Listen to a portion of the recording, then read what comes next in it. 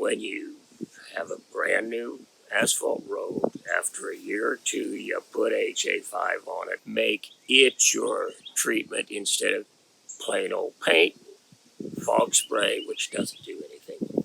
Barton Creek is a resort community. It's built around the Barton Creek Country Club. I was on the board when we did the road work the last time. We did a lot of fog spraying and we did a lot of crack filling.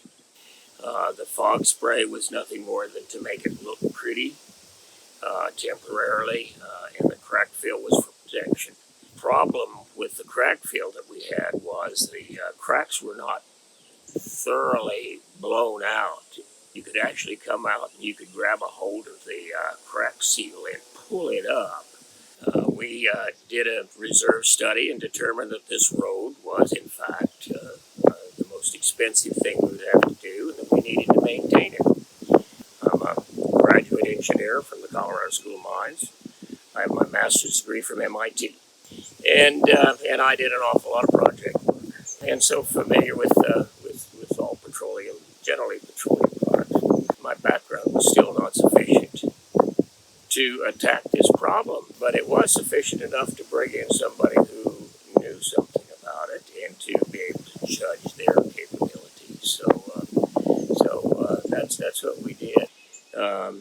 Our particular consultant worked around the world. He was doing work in Dubai of all places, and it was that broad experience, I think, that made him familiar with what was going on in Arizona and California and Nevada. Seal coat was one of the things we looked at as an alternative. Our consultant said, no, that should not be one of your options.